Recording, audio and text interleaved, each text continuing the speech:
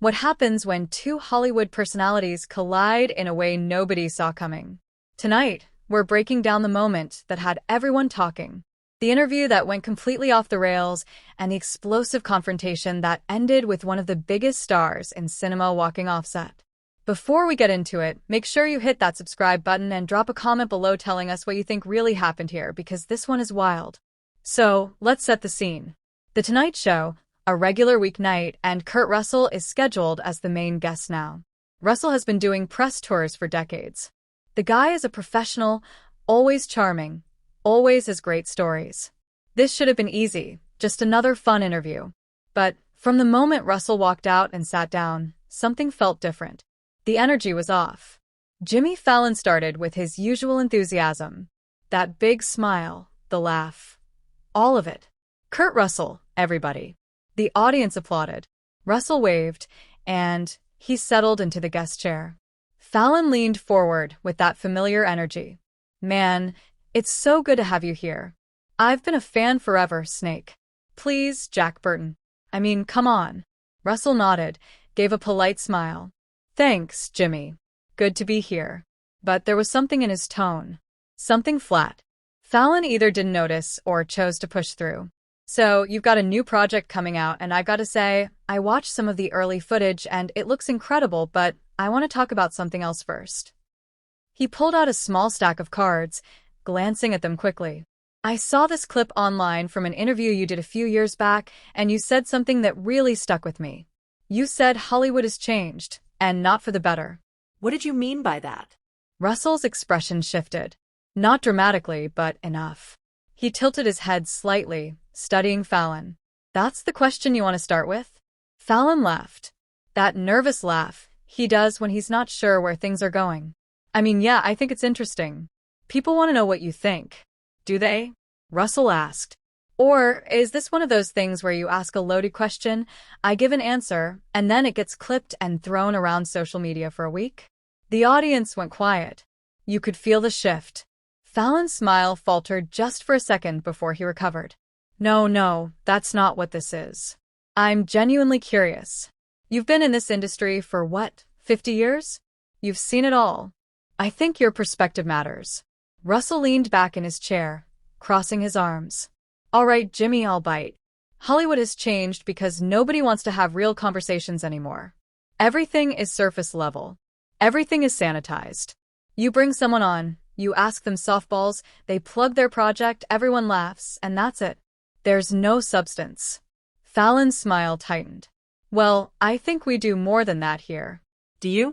Russell's tone wasn't aggressive, but it was direct. "Because from where I'm sitting, this feels like every other talk show. You've got your cards, your pre-planned bits, your safe questions. When's the last time you had a real conversation with someone?" The audience was dead silent now. Fallon shifted in his seat, and you could see him trying to figure out how to navigate this. "I think we have real conversations all the time. I think people come on here, and we talk about real things." "Real things," Russell repeated almost to himself. He shook his head slightly. "Jimmy, you want to know what's real? Real is sitting down with someone and not worrying about whether every word is going to offend somebody. Real is being able to disagree without it turning into a scandal. Real is treating your guests like human beings instead of content." Fallon's jaw tightened. "I don't think that's fair. We treat everyone with respect here." "Respect?" Russell said, leaning forward now. "Is it respectful to ambush someone with a question designed to stir controversy? Because that's what this feels like." Fallon set his cards down on the desk, and for the first time his tone had an edge to it. "Kurt, I asked you a question based on something you said publicly. That's not an ambush.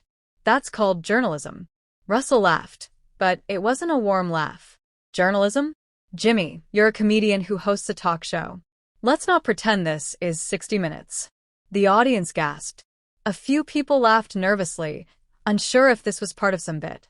Fallon's face flushed. "You know what? That's a cheap shot. I work hard on this show. We all do. And I think we've earned a little more respect than that.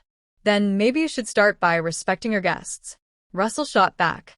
Instead of trying to bait them into saying something that'll go viral, Fallon stood up slightly, his hands gripping the edge of the desk.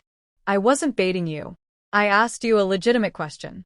If you didn't want to talk about it, you could have just said so. Oh, I could have just said so, Russell echoed, his voice dripping with sarcasm.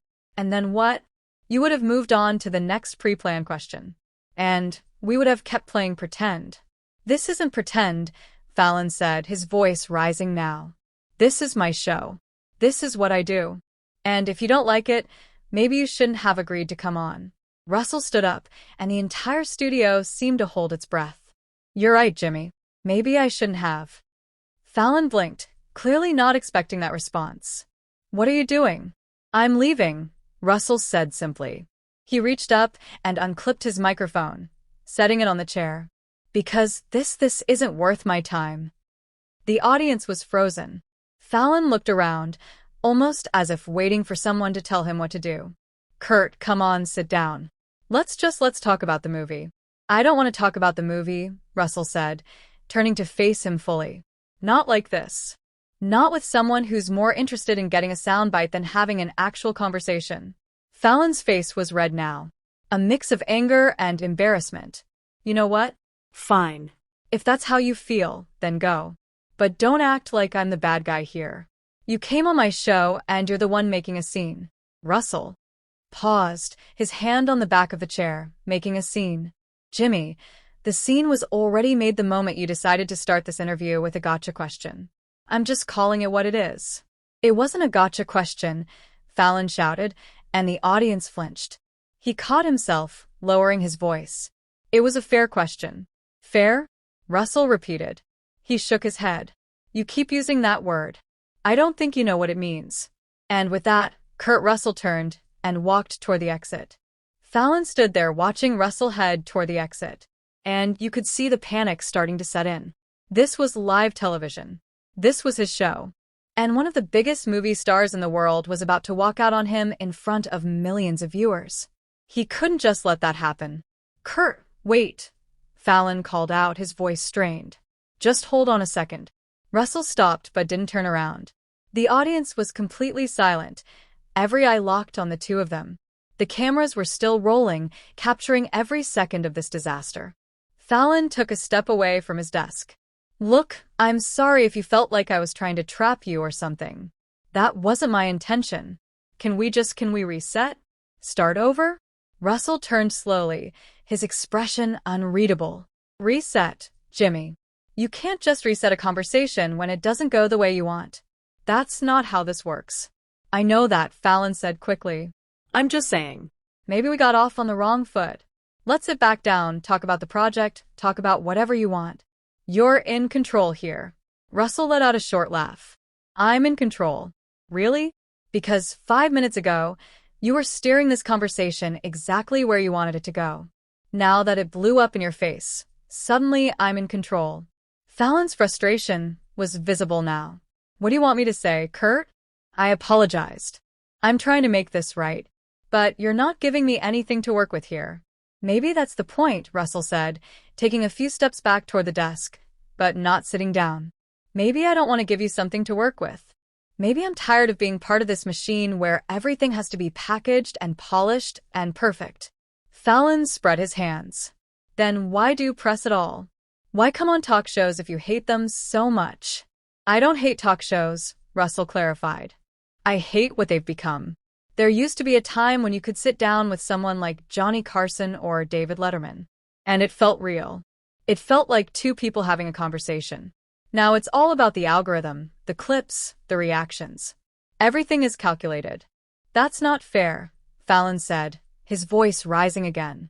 You think I don't care about having real conversations? You think I'm just some puppet reading off cards? Aren't you? Russell challenged. How much of tonight was scripted? How much of this was planned out in advance? Because I guarantee you that question you asked me wasn't random. Someone wrote that. Someone decided that would be a good way to start this interview. Fallon's face re-eamed. We prepare for interviews, Kurt. That's what professionals do. We research our guests. We come up with questions. We try to make the show interesting. That doesn't make it fake. It makes it manufactured, Russell countered. And that's the problem. Everything in this industry is manufactured now. The interviews, the controversies, the outrage. It's all designed to generate buzz, and I'm sick of it. The audience was still silent, but you could feel the tension building. Some people were uncomfortable, shifting in their seats. Others were leaning forward, completely absorbed in what was happening. Fallon took a deep breath, trying to compose himself. Okay, you know what? Let's talk about that. You say everything is manufactured. You say nothing is real anymore. But Kurt, you're an actor. Your entire career is based on creating manufactured realities. How is that any different? Russell's eyes narrowed. Are you seriously comparing acting to this? Why not? Fallon shot back. You play characters.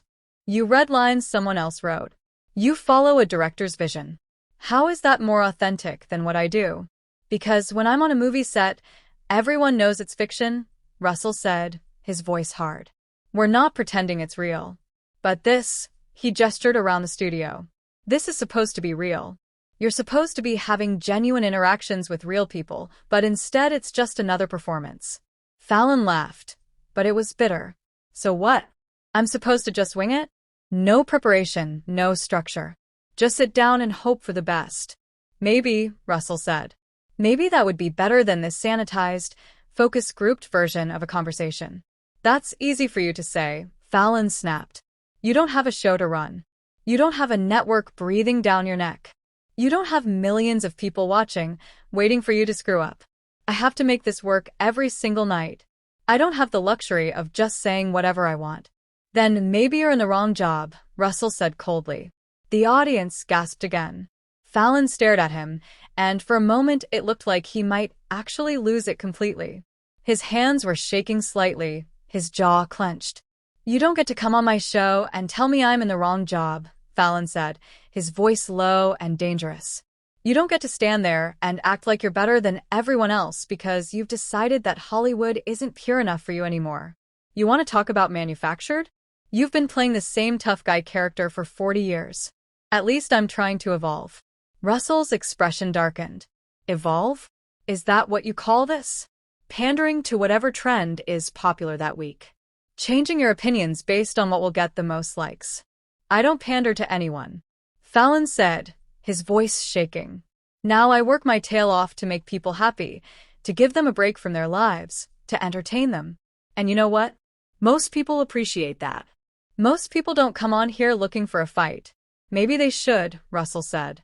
Maybe if more people pushed back, this industry wouldn't be in the state it's in.